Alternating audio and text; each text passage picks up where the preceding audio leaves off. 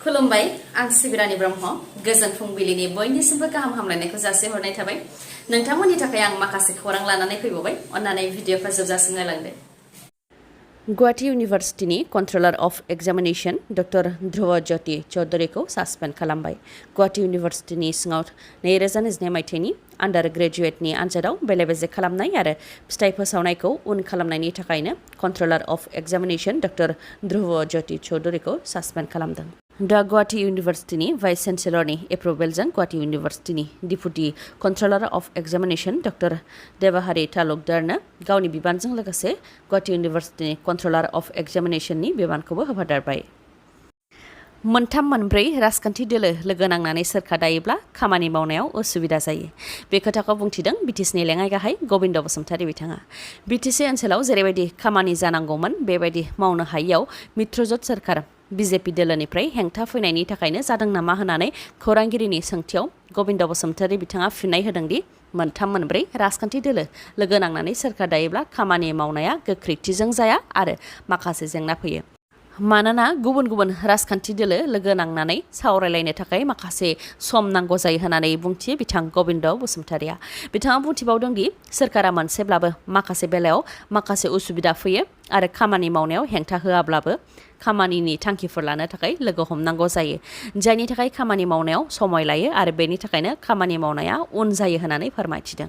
मख'नो गोनांदि गरेस्वर टाउनाव कमिउनिटि हल लुनो थाखाय रायजो राजाफ्रा गोलाव समनिफ्रायनो दाबि दैखांबोदोंमोन बे लेखायै बोसोरसे सिगांनो कमिउनिटि हल लुनो थाखाय बिटिसिनि PNRDनि गेजेरजों 40 लाख रां होनाय जादोंमोन दा बे कमिउनिटि हला लुफुंजाबाय गरेस्वर टाउननि रायजो राजाफ्रा बे कमिउनिटि हलखौ बाहायनो हानाय जासिगोन बे कमिउनिटि हलाव रायजो राजाफ्रा कालचारेल प्रग्राम जुलि मेल मिटिं बायदि बायदिखौ खुंनो हासिगोन होननानै गबिन्द बसुमतारी बिथाङा फोरमायथिदों बेनि अनगायैबो गोदानै दाजानाय तामुलपुर जिल्लानि जिल्ला हेडक्वार्टारा तामुलपुरावनो जागोन आरो साब डिभिजना गरेस्वराव जागोन रोखा होननानैबो बुंथिबावो बिथाङा प्रमद बर' नोंथाङा सुइसाइड जानो गोनांथि गैया बिथार गोरोबथानि दफाफोरा आखरे आखरे मावफुंजायाब्ला सुइसाइड जागोन एबा गावनि जिउखौ फोजोबस्रांगोन होननानै महात्मा गान्धीनि थैनाय मांखरसालिनि गार्डेनाव बुंनाय बायदियै नोंथाङा एबा प्रमद बर'आ सुइसाइड जानो गोनांथि गैया गोसो दंब्ला आरो रायजो राजाफोरखौ अनोब्ला लाजिनाय गिनायखौ दोनथ'नानै नोंथांनि मासिखौसो सुइसाइड खालाम बे खोथाखौ बुंथिदों बिक्रम दैमारिया डिसिनिफ्राय ओंखारनाय माखासे अर्डार बिलाइखौ लानानै बिक्रम दैमारिनि फिन खौरांगिरि मेल बिथाङा बुंथिदों दि जोंनि 6 शिड्युलनि आरो बर'फोरनि हाखौ आसाम सरकारा लानानै कम्पानि बानायनो नागिरोब्ला बेखौ सोर गनायनो हागोन थांनाय 25 जुलाइआव तेजपुराव मोनसे मिटिं जिरायनाय जादोंमोन जेराव बिटिसिनि लांदां हायाव कम्पानि बानायनो थाखाय रायजो सरकारा डिसिनो अर्डार हरदोंमोन आरो बे लेखायैनो थांनाय 10 आगस्टआव डिसिआबो district level revenue generation task force दादों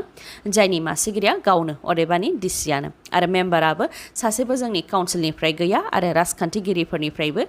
सासेबो मेम्बार गैया होननानै फोरमायथिदों बिथाङा लोगोसे आसाम सरकार आरो डिसिआ माबोरै जोंनि हाखौ लानो थाखाय district level revenue generation task force दानो हाखो होननानैबो सोंथि खालामो बिथाङा आरो बुंथिबावोदि बिटिसिनि लांदां हायाव आसाम सरकारा कम्पानि बानायनो थाखाय लाइजामखौ गिबियाव डिसिनो हरालासे बिटिसिनि प्रिन्सिपाल सेक्रेटारिनावसो हरग्रोनांगौमोन बेनि उनाव बिटिसिनि प्रिन्सिपाल सेक्रेटारियासो बबे हायाव मा खालामनांगौ बेनि सायाव थांखि लानानै डिसिनो बिथोन हरनांगौमोन जायनाखि डिसिखौ बिटिसिनि सिङाव दं होननानै बुंबोनाय जादों होननानै बुंथिदों बिथां बिक्रम दैमारिया नाथाय बे बिटिसिनि हायाव कम्पानि बानायनो थाखाय बिटिसिनि प्रिन्सिपाल सेक्रेटारिनो मानो बे लाइजामखौ हरग्रोआखै आरो डिसिनोसो मानो बे लाइजामखौ थोंजोङै हरग्रोदों होननानैबो सोंथि खालामबावो बेनि अनगायैबो बिटिसिनि हाखौ लानो थाखाय दिनै लाइजामा रायजो सरकारनिफ्राय थोंजोङै डिसिनाव माबोरै फैनो हाखो बेनि सायाव प्रमद बर' आरो एबसुआ सोंथि खालामनांगौ जेराव जोंनि काउन्सिलनिफ्राय अथराइजेसन एबा गनायथि गैया आरो जुदि गनायथि दंब्ला दिन्थि होनानैबो बुंथिबावो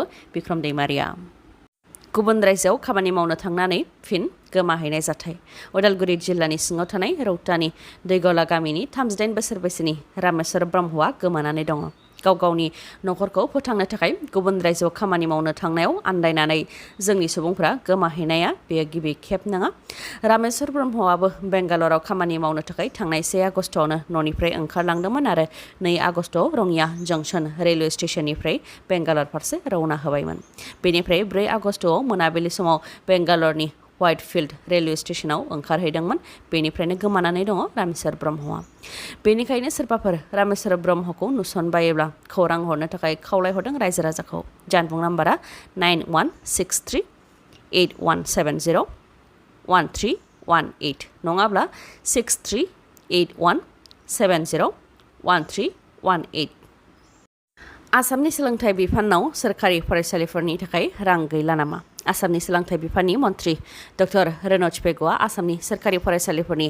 डेस्क बेन्च चेयार टेबोल फांखा लोंग्रा दैनि फिल्टार बायदि बायदिनि डाटाखौ लानो थाखाय एमएलएफोरनो लाइजाम हरनायजों लोगोसे सोरखारि फरायसालिफोरनि गोनांथिखौ सुफुंनो थाखाय समाज सिबियारि सुबुंफोरजों सावरायलायनानै मदद लानो थाखाय एमएलएफोरखौ लाइजामनि गेजेरजों खावलायहरदों आसामनि सोलोंथाइ बिफाननि मन्थ्रिनिफ्राय एमएलएफोरनिसिम बेबायदि लाइजाम दैथायहरनायनि उनावनो बेरेखा दोलोनि गोबां एमएलएफोरानो आसामनि रांखान्थिनि सायाव सोंथि खालामदों बेसेन नाङाजासे आरो बयनोबो सोलोंथाइ मोननांगौनि थाखाय संबिजिराव जि मोन्थाय दं बेखौ आसाम सोरखारा सिफायदों होननानैबो अजद होदों बेरेखा दोलोनि एमएलएफोरा इउपिपिएल सोरखारनि दैदेननायाव बाजार टेन्डार गावनाया नेमखान्थि बायदियै थाङैखौ लानानै दुमनि प्राइमारि इयुथ कमिटि इउपिपिएलनि आफादगिरिनि खौरांगिरि मेल बिथाङा फोरमायथिदों दि मुसलपुरनि बाक्सा डेभेलपमेन्ट ब्लकनि सिङाव दुमनि सप्ताहिक बाजारनि थाखाय थांनाय 27 जुनाव टेन्डार गावनाय जादोंमोन जेराव मोनबा हानजाया दुमनि सप्ताहिक बाजारनि थाखाय टेन्डार गावदोंमोन नाथाय जायनिया गिबि पजिशनाव फैदों बिथांमोनहा टेन्डारखौ मोननो हायाखै आरो जायनिया बाथियाव एबा जोबथा पजिशनाव फैदों बिथाङासो टेन्डारखौ मोननो हादों जायखौ माब्लाबाबो गनायनो हाया होननानै बुंथिदों दुमनि प्राइमारि इयुथ कमिटि इउपिपिएलनि आफादगिरि बिथाङा लोगोसे बिथाङा फोरमायथिबावदों दि जाय दुमनिनि सप्ताहिक बाजारनि टेन्डारखौ मोननो हादों बिथाङा बायजोनिसो बे ओनसोलनि नङा बिथाङा जिएसपिनि सैदुल इस्लाम होननानै फोरमायथिदों बिथाङा बायजोनि जानायनि थाखायनो बाजाराव माखासे जेंना नुजाथिगोन होननानैबो बुंथिबावो बिथाङा बेनि अनगायैबो जायनाखि दिहिरा बियाबाव इउपिपिएल दोलोनि एमसिएलए गैया बेनिखायनो दिहिरानि इएम आरो बाजार कमिटिजों खोथा थानायनि सन्देह खालामदों बिथांमोनहा लोगोसे जायनाखि दुमनि सप्ताहिक बाजारनि थाखाय टेन्डार गावनायाव आयेन बेरेखा जादों बेनि थाखायनो बेनि सायाव बिजिरनाय नागिरदों बिथांमोनहा आरो जायनाखि प्रमद बर'आ सोलायनायनि सोरखार दानो थाखाय रायजो राजाफोरनि सिगाङाव खोथा होदोंमोन आरो बिथाङा गावनि खोथाखौ लाखिनानै राहा लागोननि सायाव मिजिं दं होननानै फोरमायथियो आरो जुदि बेनि सायाव राहा लायाब्ला आयेननि राहा लानानै जायखिजाया राहाजों बे टेन्डारखौ लागोन होननानैबो फोरमायथियो बिथाङा माखासे सुबुंफोरा फोजोबस्रांनायनि एबा डिस्ट्राक्टिभ रल लादों आखायाव पिस्तल थानायमोनब्ला गावगौमोन बायदि आखु नुनो मोन्दों मख'नो गोनांदि सुबुंथिनि थान्दै मुंख्लं बिनेश्वर ब्रह्मनि 22थि बोसोरारि गोसोखां सान फालिनाय हाबाफारियाव बाहागो लानानै बिटिसिनि गाहाय प्रमद बर' बिथाङा बे खोथाखौ बुंथिदों नाथाय मानि थाखाय आरो सोरखौ लानानै बे खोथाखौ बुंथिदों बिटिसिनि गाहाय प्रमद बर'आ प्रमद बर' बिथाङा फोरमायथिदों दि ससियेल मिडियायाव गावखौ अदेबानि प्रमद बर'खौ खास्रि बिस्रि सोंखारिनायखौ नुनो मोन्दों हारियाव जेसेबां लेखा गोरों जादों नाथाय मेलेमजिबि एबा इन्टेलेक्ट जौगायाखै जाय दुखुनांथाव होननानैबो बुंथिबावो बिथां प्रमद बर'आ लोगोसे बिथाङा बुंथिबावो दि जोंनि गोरों गोरा सुबुंफोरा आरो आजिरा मोननाय सुबुंफोरा हारिखौ दैदेननायखौसो जों लुबैयो मानोना बिथांमोनहा सोरखारि साख्रिनिफ्राय आजिरा मोनदोंब्लाबो हारिनिफ्राय आजिरा मोनाखै गुबुन गुबुन हारिनि सुबुंफोरा जेरै साहित्य सभा धोरोम आरो हारिमु जौगानाय बायदिजों सोमोन्दो लाखियो नाथाय सोरखारि साख्रि मावनानै आजिरा मोननाय जोंनि माखासे सुबुंफोरनि साननाय हनाया गुबुन जाबाय होननानै बुंथियो बिथाङा लोगोसे जोंनि माखासे सुबुंफोरा फोजोबस्रांनायनि फाव एबा डिस्ट्राक्टिभ रल लादों होननानैबो बुंथिबावो बिथां प्रमद बर'आ मख'नो गोनांदि बिटिसिनि राजखान्थि थासारिखौ लानानै साननैसो सिगां बिडब्लिउइअनिफ्राय आजिरा मोननाय अमर सिंह ब्रह्म बिथाङा प्रमद बर'खौ सोंखारिनानै इडियट जोलैनि हांगार हारिनि दायनिगिरि बायदि बायदि राव बाहायदोंमोन आसामनि सोरखारि मेडिकेल कलेजफोरनि फेकाल्टि मेम्बारफोर एबा फोरोंगिरिफोरनि आजिरा मोननायनि बैसोखौ 65निफ्राय बांहोनानै 70 बोसोर बैसोसिम खालामनानै होबाय आसाम केबिनेटआव गोदानै लादों बे थांखिखौ इडुकेसनेल आरो मेडिकेल सार्भिसाव जाहाथे नांगौबायदि एक्सपिरियेन्स थानाय डक्टर मोननो हायो बेनि थाखायनो आसामनि सोरखारि मेडिकेल कलेजफोरनि फेकाल्टि मेम्बारफोरनि आजिरा मोननायनि बैसोखौ 65निफ्राय 70 बोसोर बैसोसिम खालामनानै होदों आसाम केबिनेटआव लानाय बे थांखिनि सायाव आसामनि मन्थ्रि पिजुस हाजरिका बिथाङा बुंथिदों दि आसामाव मेडिकेल कलेजनि अनजिमाया गोबां दंब्लाबो एक्सपिरियेन्स थानाय डक्टरफोरनि अनजिमाया नांगौ बायदि गैया बेनिखायनो बे आंखालखौ सुफुंनो थाखायनो आसामनि केबिनेटआव बे थांखिखौ लानाय जादों होननानै फोरमायथिदों आसामनि हाग्रा बिफाना आयेन बेरेखायै गान्दा गं फालांगि खालामग्रा मोनसे हानजाखौ हमदों। गलाघाट जिल्लानिफ्राय 3 गान्दा गं फालांगिरिफोरखौ हमनो हादों। फालांगिरिफोरा काजिरङा नेशनेल पार्कनिफ्राय गान्दा गंखौ आयेन बेरेखायै लानानै एसिया आरो गुबुन गुबुन हादरफोराव गोबां बेसेन लानानै फानहरोमोन, जायजों मुलि आरो गोबां गुबुन गुबुन मुवा बेसादफोरबो बानायनाय जायो। हमजानाय आयेन बेरेखा गान्दा गं फालांगिरिफोरनि मुङा इमाम आली, बिश्वनाथ जिल्लानि बागमारिनि थागिबि, बाहारुल इस्लाम, गलाघाट जिल्लानि कुथुरिनि थागिबि आरो महन तिरन, कार्बि आंलं जिल्लानि रंबं गामिनि थागिबि। दिनैनि भिडिअ'आ एसेनोसै। गाबोन आरो गोदान भिडिअ'जों लोगो मोनफिनबावगोन। नोंथाङा दासिमबो आंनि चेनेलखौ साबस्क्राइब खालामाखैबा अन्नानै साबस्क्राइब खालामदो, लोगोसे लाइक, कमेन्ट आरो शेयार खालामनो दाबाव। गोजोन्थों।